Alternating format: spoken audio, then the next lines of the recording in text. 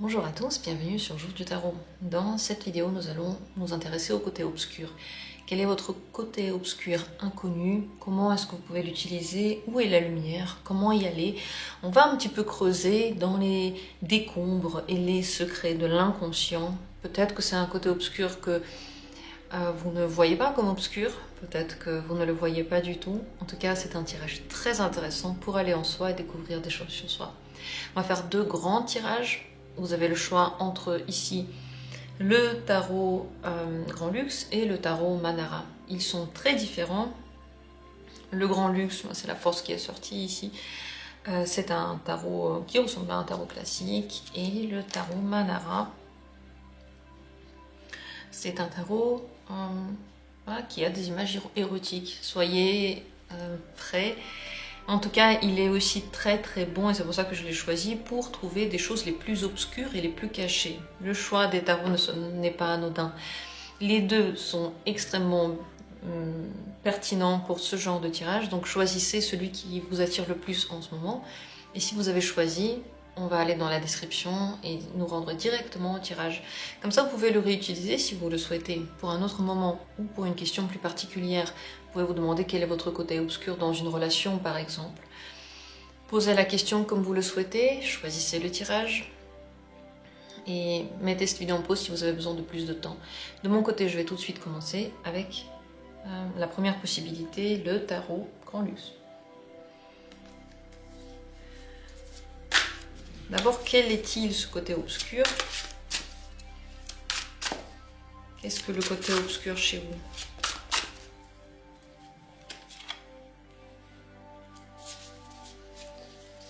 Pourquoi pouvez-vous avoir peur de cette obscurité?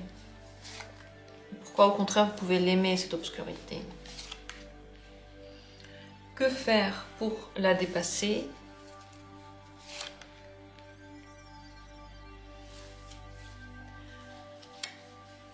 Comment êtes-vous guidé vers la lumière dès maintenant? Et comment pouvez-vous utiliser en général le côté obscur?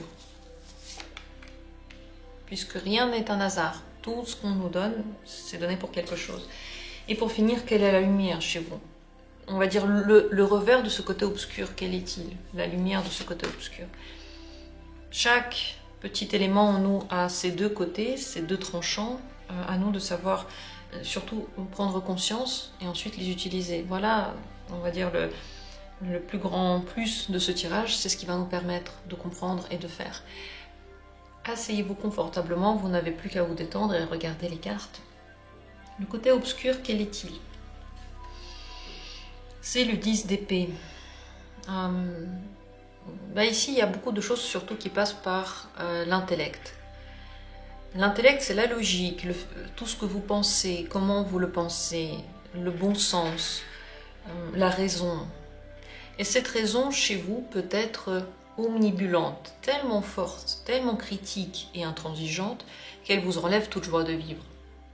Le côté obscur est donc d'aller trop loin dans le contrôle, dans le fait d'être excellent, dans le parfait, dans la critique, dans l'auto-amélioration permanente, mais dans laquelle c'est même plus l'amélioration, c'est juste le fait de s'en vouloir pour chaque chose que l'on ne fait pas comme on pense que ce serait juste. Donc le fait de toujours se critiquer pour des choses qu'on aimerait voir autrement en nous. Et bien entendu, le fait d'en faire tellement que vous pouvez arriver à un point extrêmement fatigué, parfois même à une dépression ou un burn-out, au fait de ne plus avoir envie de rien, juste envie de rester seul et que personne ne vous touche. Cette tête, cet esprit peuvent être de temps en temps saturés. Lorsqu'ils ont beaucoup travaillé et qu'ils ont énormément donné, vient le moment dans lequel vous n'en pouvez plus. Et ça, c'est le côté obscur. Donc cet esprit qui, au lieu de vous aider, parce que le fait qu'on ait la logique, qu'on soit capable de prendre conscience, toute cette conscience, elle nous sert à quelque chose. Mais elle peut aussi être destructrice. Elle a aussi ces deux côtés-là. Voilà ce côté obscur. Donc finalement, si parfois vous avez ces grandes maladies, si vous avez des périodes dans lesquelles vous n'avez plus d'énergie, plus envie, dans lesquels vous vous sentez déprimé ou dans un burn-out. Tout ça, ça vient de votre côté obscur. Pourquoi est-ce que vous pouvez avoir peur de ce côté obscur-là? Le 3 de bâton, parce que là, du coup l'avenir vous fait peur.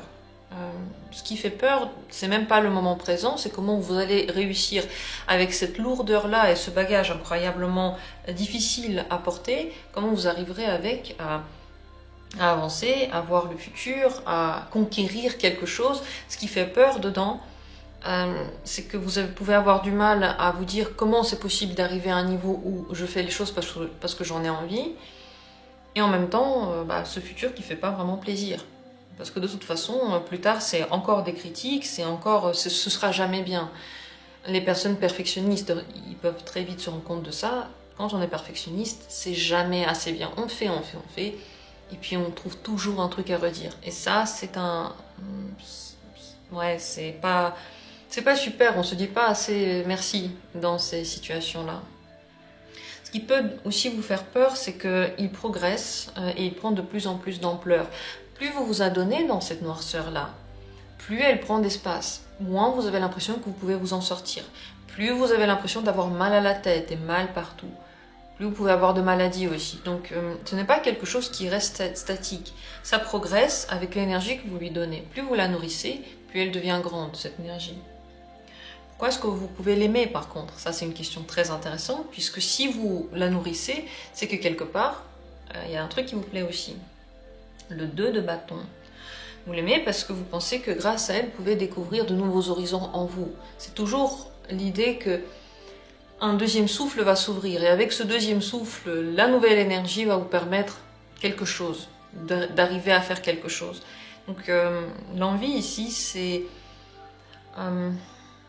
de toujours s'améliorer et peut-être aussi de ne pas aller trop vite. Vous pouvez avoir l'impression que grâce à cet intellect qui marche très bien, qui est super performant, hyper performant, eh bien vous n'allez pas dans des embûches. Vous pouvez avoir l'impression d'être assez prudent et d'aller vers vos envies pas à pas, voilà, sans se presser. Donc vous pensez que c'est finalement un élément qui vous protège et qui vous guide vers la meilleure des solutions. C'est pour ça que vous l'aimez. Ok, c'est peut-être trop, ok, c'est peut-être trop fort et c'est peut-être destructeur à un certain niveau, mais en même temps, ça vous sert. Parce que l'avenir, de toute façon, vous en avez peur. Que ce soit côté obscur, côté pas obscur, de toute façon, l'avenir vous fait peur. Donc ce côté obscur, vous avez l'impression que grâce à lui, vous pouvez un petit peu contrôler ce qui se passe dans l'avenir et ne pas vous lancer trop vite dans quelque chose qui pourrait ne pas être bien. Une carte très importante qui est ici au milieu, c'est comment dépasser ce côté obscur. Et c'est le valet de coupe, le page de coupe. Pour le dépasser, c'est l'ouverture plutôt de votre voie émotionnelle, la voie du cœur, ce que vous avez envie de faire. Et vos envies peuvent être changeantes. C'est peut-être pour ça que vous ne leur faites pas confiance, parce que quand vous les écoutez, on dirait que de jour en jour, vous pouvez changer d'avis. C'est comme des envies d'adolescents qui changent en fonction de vos humeurs. Et pourtant, c'est seulement ces humeurs-là, et le fait qu'elles soient changeantes, et le fait qu'elles viennent du cœur, et qu'elles sont véritables, honnêtes, ce n'est que comme ça que vous pouvez dépasser ce point obscur, ce point difficile. Vous n'allez jamais aller trop loin dans cette lumière-là. Vous n'allez jamais aller trop loin dans l'émotif, et vous n'allez jamais prendre vos décisions que sur le poids de l'émotion. Parce que vous avez ce côté obscur qui sera toujours présent. Vous n'allez jamais juste l'effacer d'un revers de la main. C'est juste que vous allez le nourrir moins et qu'il y aura un équilibre. Pour créer cet équilibre-là, il faut le contraire de l'intellectuel, du raisonnable. C'est le cœur, l'émotion et c'est l'envie. Juste, qu'est-ce qui vous fait plaisir? Qu'est-ce qui vous fait sourire? C'est surtout ça. Et ouais, la voix du cœur. Comment vous pouvez utiliser ce côté obscur? Vous ne pouvez pas l'utiliser tout seul. Ouais. Vous ne pouvez pas l'utiliser juste dans la prise de décision tout seul. Alors il y a deux choses à dire. La première, c'est que si vous voulez prendre vos décisions sur la base du raisonnable, vous n'arriverez pas à le faire que par le raisonnable. Vous allez devoir de toute façon le lier au cœur, sinon vous allez arriver dans des dilemmes qui ne sont pas réglables. Vous êtes certainement déjà rendu compte, vous hésitez entre deux possibilités ou entre trois possibilités. Il y a des points contre qui sont tout à fait valables, des points pour aussi, et donc vous restez statique. Il n'y a rien qui se passe parce que vous avez très peur de chaque solution. Et c'est toujours la faiblesse de cette obscurité, c'est que la raison, malheureusement, elle n'a pas toutes les réponses. Elle pense les avoir, mais en fait, très vite, même elle pourrait se rendre compte qu'elle ne les a pas. Donc, pour prendre les décisions, il vaut mieux combiner les deux. La raison et le cœur. Par contre, ce que vous pouvez faire, oui, la seule manière dont vous pourriez vous servir de ce côté obscur pur, c'est de mettre des limites. De mettre des barrières aux personnes qui sont autour de vous, des barrières que l'on ne dépasse pas avec vous. Par exemple, quelle est la manière de discuter avec vous qui ne passe pas du tout? Quelles sont les choses qu'on ne peut pas faire avec vous? Qu'est-ce que vous n'allez pas accepter? Où sont vos limites personnelles pour que vous vous sentiez bien en lien avec les autres personnes? Ça, vous pouvez bien protéger ces limites et les mettre en place grâce à ce côté obscur. Mais c'est la seule chose que vous pouvez faire. Bien sûr, dans tout ce qui est en lien avec les disputes, les choix à faire, vous pourrez l'utiliser aussi, mais dans ces disputes-là et dans ces choix-là, il n'y aura pas de gagnant. Si vous vous disputez avec ce côté obscur, avec les arguments par exemple, vous vous disputez en lançant plein d'arguments logiques et vous parlez jamais de ce que vous ressentez, la dispute va continuer, vous n'allez pas perdre la face, mais vous n'allez pas non plus gagner. Personne d'ailleurs ne va gagner cette dispute parce qu'il y aura toujours... il va toujours manquer cet élément émotionnel. On a quand même l'émotionnel, c'est pas pour rien qu'il nous a été donné, comme le côté logique. Donc si on l'utilise pas assez, c'est comme si on avait des bras, mais sans les doigts. C'est sûr que ça sert, les bras sans les doigts, ça sert aussi. Mais sans les mains, on ne peut absolument pas tout faire. On manque de quelque chose, on va donc, je sais pas, prendre un bras en plus pour essayer de le bouger, c'est ce qu'on invente maintenant. Et c'est aussi la même chose dans vous, vous devez inventer une manière pour accepter ça en vous. C'est à vous de le faire, ça. Comment être guidé vers cette lumière-là? Ça, c'est comment dépasser l'obscurité. Mais pour être guidé vers la lumière, vous avez aussi besoin d'une autre aide supplémentaire. C'est le roi de denier. Pour être guidé vers la lumière, vous avez besoin de vous occuper dans le quotidien de toutes ces questions-là. C'est pas seulement lorsque vous êtes tout seul, vous y pensez et vous trouvez une solution. C'est dans les actions concrètes, dans la communication avec les gens quotidiennes, par exemple, dans la manière de décider, je sais pas, quel appartement vous allez prendre, où vous allez déménager, est-ce que vous allez travailler ou non, est-ce que vous allez ou non avoir des enfants, c'est dans toutes ces questions-là qu'il faut l'utiliser. Pas seulement, voilà, je pense au passé et j'ai trouvé une raison et j'ai compris émotionnellement ce que j'ai vécu dans le passé. Ça doit être dans le concret. Et le mieux, c'est de le faire dans le domaine professionnel déjà. Commencez par le professionnel, toutes les décisions professionnelles, le fait par exemple que vous allez dans le surménage, vous demandez trop de choses au niveau professionnel, c'est là-dessus que vous pouvez commencer à travailler pour aller vers la lumière.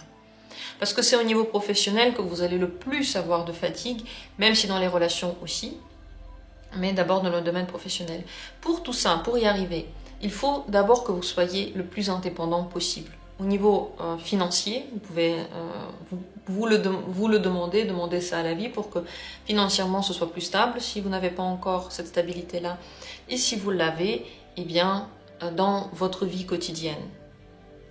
Comment ne pas se poser trop de questions et ne pas se tuer la tête dans ces réflexions-là, c'est d'avoir déjà une stabilité. Même si il y a une personne à côté de vous qui n'est pas d'accord avec vous, même si tout ce que vous faites, ça ne se passe pas comme vous voulez, vous avez cette stabilité-là, et donc les chances que vous sortiez d'une situation que vous n'aimez pas, que vous n'avez pas prévue par la logique, pour que ça se résolve facilement, sont plus grandes. Donc voilà comment aller vers la lumière. Et cette lumière, quelle est-elle? Ça, c'est la carte, on va dire l'apothéose de tout. Ah, waouh! Le page de bâton.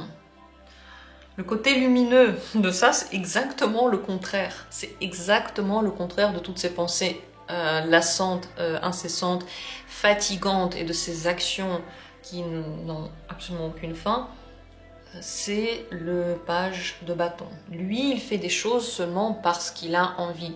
Il découvre des envies toujours différentes.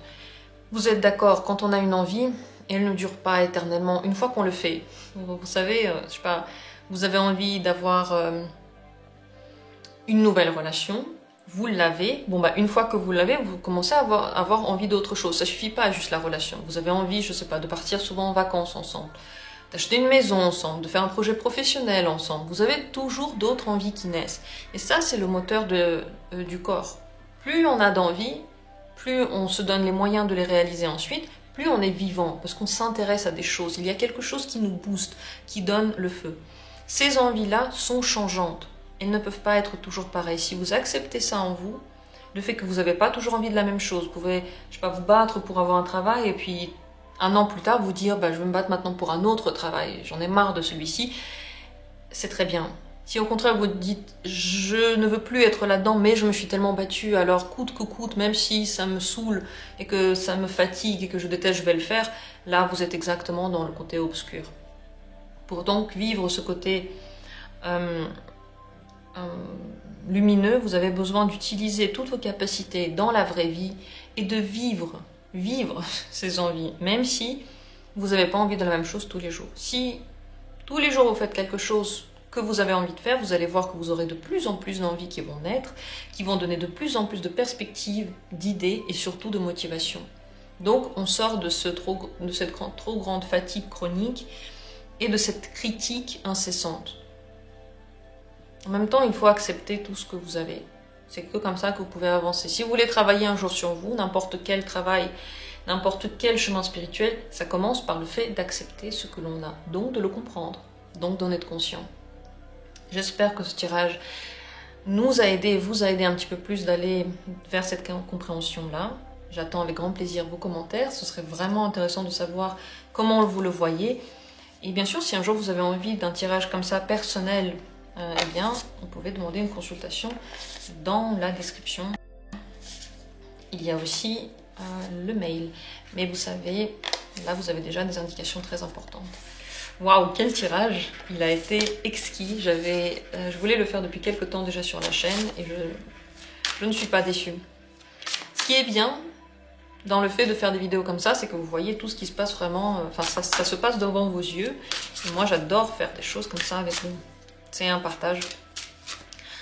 On continue ainsi avec la deuxième tirage, la deuxième possibilité. Si vous avez choisi ce magnifique tarot Manara, le Manara, vous savez, il ne pardonne pas. Il met toujours le doigt sur ce qui est le plus important. C'est pour ça que... je pense que c'est pour ça qu'on peut ne pas l'aimer. C'est parce que quand on met le doigt sur le plus important, on peut se dire oui. Oui, ça fait mal. Mais c'est grâce à lui aussi que les plus grandes prises de conscience peuvent avoir lieu. Je l'aime de tout mon cœur, particulièrement. Donc allons-y, regardons quel est ce côté obscur. Comment le mettre en lumière, comment l'utiliser.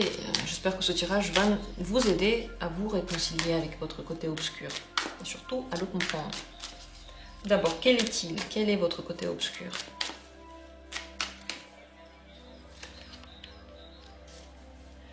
Pourquoi est-ce que vous pouvez aimer ce côté obscur-là? Et pourquoi vous pouvez en avoir peur? Comment dépasser cette obscurité-là?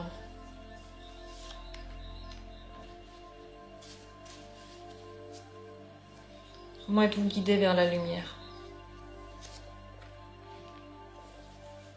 Comment utiliser le côté obscur? Et quelle est votre lumière? Donc quel est le revers de ce côté obscur? Quelle est la lumière de ce côté obscur? Comme dans chaque chose, il y a ces deux côtés, le blanc et le noir. On va essayer de comprendre le revers de la médaille. Et vous allez voir aussi, si vous utilisez plutôt le côté obscur ou lumineux, comment vous les utilisez. Vous pourrez le comparer avec votre vie. Commençons par le plus important. Ce côté obscur, qu'est-ce qu'il est? C'est la carte du fou, du mat. Donc c'est une volonté de prendre des risques. C'est celle d'être libre, de ne pas dépendre de quelqu'un, d'être parfois égoïste en fait, mais que personne ne s'en rende compte et que tout le monde trouve ça ok, de faire ce que vous voulez toujours et de ne pas devoir rendre des comptes à quelqu'un. S'il y a quelqu'un qui se dit maintenant, non, c'est exactement le contraire, je ne suis pas égoïste, je ne veux que faire des choses pour les autres, et d'ailleurs c'est ce que je fais tout le temps, je fais que pour les autres, alors on est en plein dedans. Parce que quand vous faites beaucoup de choses pour les autres, en réalité, vous attendez tellement en retour, vous attendez tellement de reconnaissance que vous le faites que pour vous. Entre parenthèses, pour tous ceux qui voulaient dire que c'est entièrement faux. Surtout si ça réveille en vous une forte émotion du genre « Non ! Ce tirage est complètement faux !» Alors il y a de très grandes chances qu'on a vraiment touché une corde sensible.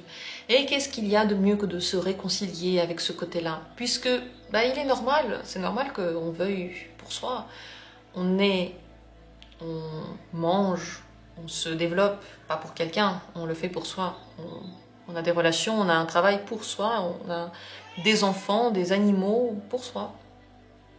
Ici, la différence avec le fou, c'est qu'il aime vraiment la liberté de façon très forte. Tellement forte qu'il a vraiment du mal à accepter que quelqu'un lui mette une quelconque limite. Et il n'aime pas terminer les choses. Il aime bien que le renouveau soit total dans tout. Peut-être que vous aimez ça dans les relations, peut-être dans le travail, peut-être dans les événements, peut-être dans votre quotidien, peut-être dans votre espace de vie. Et finalement, c'est Uranus qui guide cette carte. C'est l'imprévisibilité, la fixation sur soi et la volonté de toujours changer des choses. Si vous vivez ça à travers quelqu'un, c'est possible aussi. Peut-être que vous rencontrez que des gens super changeants, que des gens qui ne sont pas stables. Et peut-être que vous êtes amoureux de quelqu'un qui est très changeant, qui n'est pas stable. Et vous vous dites, mais pourquoi est-ce que je suis tombée sur cette personne-là? Eh bien, parce que vous avez ça en vous, que vous ne le vivez pas consciemment. Et donc, ça vous est montré par l'extérieur. La question que vous pouvez vous poser, c'est comment ça se fait que même si la personne elle est instable, je suis toujours en train de l'attendre et je suis toujours attachée. Une autre personne ne serait pas attachée par quelqu'un qui n'est pas stable. C'est possible. Si la personne n'a pas ça en elle, cette instabilité, elle ne serait pas attachée à ça. Donc là, on va très très loin dans les questions psychologiques. Vous allez me dire si ça vous parle et à quel point. Est-ce que vous êtes d'accord ou alors pas du tout. Dites-le moi en commentaire. Et on va continuer avec les peurs et les bonheurs face à cette obscurité. Déjà, qu'est-ce qui fait que ça pourrait vous plaire? Ouais, parce que vous aimez bien faire ce que vous voulez, de baigner dans l'eau de la vie comme si elle vous guidait vers quelque chose. Cette sensation, c'est le droit de se donner toute l'émotivité que vous ressentez. Vous avez l'impression, si vous suivez ce côté obscur, que vos émotions sont fortes, que vous avez le droit de les vivre, que vous les vivez comme vous voulez, qu'elles sont acceptées autour de vous. Et que toutes les choses que vous vivez, elles sont encore plus colorées. Vous ne les vivez pas juste en les observant ou juste concrètement, mais vous les vivez sur le plan émotionnel. Et ça les rend mémorables, lumineux, colorés, forts. Ce qui peut vous faire peur en revanche, dans ce côté obscur, c'est qu'en réalité, vous attendez beaucoup des autres. Vous attendez qu'ils comprennent ça. Et peut-être que vous auriez aimé au fond de vous qu'on vous donne plein de choses. De l'aide, du soutien, qu'on vous donne l'amour, qu'on vous donne le bénéfice du doute, peut-être qu'on ait énormément de compassion avec vous, par exemple. Ou alors que tout vienne à vous et peut-être que vous vous rendez compte que parfois ce n'est pas le cas, que vous attendez des choses, que vous les voulez, que vous les demandez, mais ça ne vient pas. Et c'est vrai que le fou, il a un peu de mal à aller jusqu'au bout. Il aime bien commencer, mais c'est pas sûr qu'il termine un processus. Donc, quand vous commencez, vous attendez à ce que de l'extérieur, toutes les aides arrivent et vous sentez que ça ne se fait pas toujours ainsi. Ce que vous aimez bien, c'est quand finalement vous suivez le bon chemin pour vous. Parce que quand vous êtes sur le bon chemin, c'est très fluide. En effet, l'aide est là, le soutien est là, et tout est facile. Vous n'avez pas besoin de faire grand-chose. Mais quand le chemin n'est pas le bon pour vous, on vous le montre. en vous donnant des expériences qui sont beaucoup plus difficiles et où vous attendez et vous n'avez rien. Vous pouvez en avoir peur parce que vous pensez pas forcément que c'est le mauvais chemin, vous pensez que c'est juste une difficulté et c'est injuste. En réalité, votre côté obscur, il vous guide beaucoup. C'est déjà ce que je peux dire par rapport à ces 3 cartes. C'est pour vous la boussole. Et si, même si vous l'écoutez, on va voir ce que c'est le côté lumineux. De toute façon, le but c'est de trouver un bon équilibre entre les deux.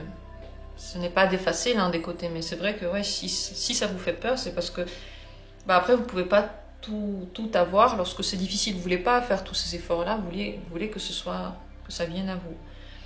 Et aussi, vous avez peur de cette instabilité-là chez vous. Vous pouvez vraiment vous dire que c'est pas vous, que c'est les autres, et que vous n'êtes pas du tout comme ça, parce que vous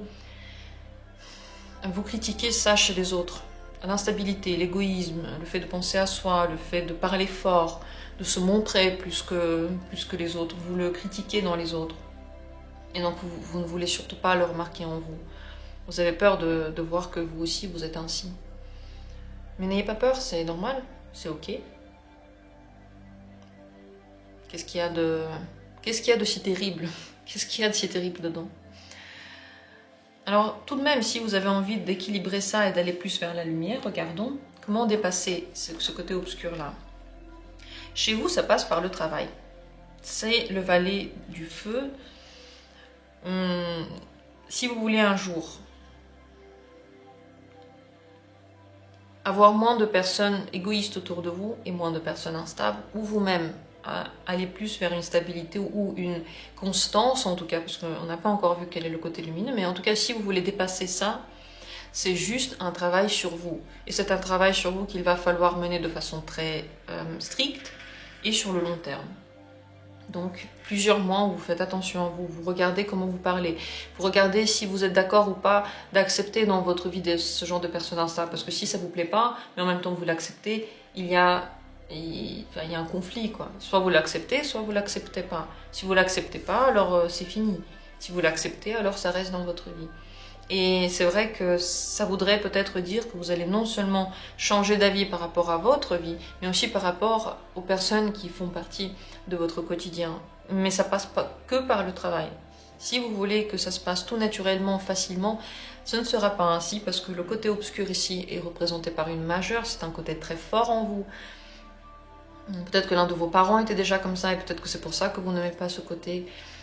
Ou au contraire, peut-être que vous vous dites « ouais, mais j'adore ça, en fait, ça me plaît trop ». Et du coup, si vous voulez un jour rééquilibrer, il va falloir aussi faire des efforts. Si ce côté il est ressorti comme obscur, ça veut simplement dire que vous pouvez parfois être dans la manipulation, dans l'égoïsme, et à cause de ça, certaines personnes se détournent de vous et certaines choses ne marchent pas parce que vous ne les menez pas jusqu'au bout. Voilà pourquoi potentiellement ce serait bien de le rééquilibrer. Alors comment utiliser ce côté obscur? Bon, si vous voulez un jour l'utiliser, peut-être que vous l'utilisez déjà ainsi, il vous sert à dépasser les difficultés dans lesquelles on vous enlève de la liberté, des relations dans lesquelles vous ne vous sentez pas libre, je sais pas, un travail dans lequel vous ne vous sentez pas bien, toutes les situations dans lesquelles vous avez l'impression d'être un petit peu oppressé, mais vous restez. Eh bien, ce côté obscur-là, il a la niaque et la force suffisante pour tout envoyer balader tout à coup, sans que personne ne puisse le prévoir, et se libérer, et se délester de ce poids-là. Donc ce côté obscur, il sert absolument, surtout voilà, lorsque vous êtes privé de quelque chose qui est à vous, votre liberté, vos possibilités. Mais la plupart du temps, ça se passe de façon imprévisible. Donc vous ne pouvez pas prévoir quand est-ce que vous aurez cette énergie et cette envie, et les autres non plus. Mais bien sûr, ça sert beaucoup. Surtout si parfois vous vous mettez dans des relations que vous avez peur de quitter un travail, peur de quitter une situation. Bon le côté obscur, dans ces cas-là, vous sert avec bravoure. Et comment être guidé vers la lumière? Qu'est-ce qui vous guide vers la lumière? Mais c'est lorsque vous sentez émotionnellement que ça ne vous suffit pas d'être seul. C'est ces sensations parfois de tristesse par rapport à la solitude, de mal-être, d'oppression aussi par rapport à la solitude qui est en train de vous pousser vers la lumière.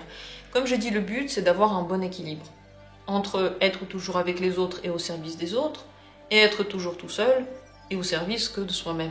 Le but, c'est d'avoir quelque chose entre les deux. Si vous arrivez à être entre les deux, d'avoir un petit peu des deux, vous allez être le plus heureux.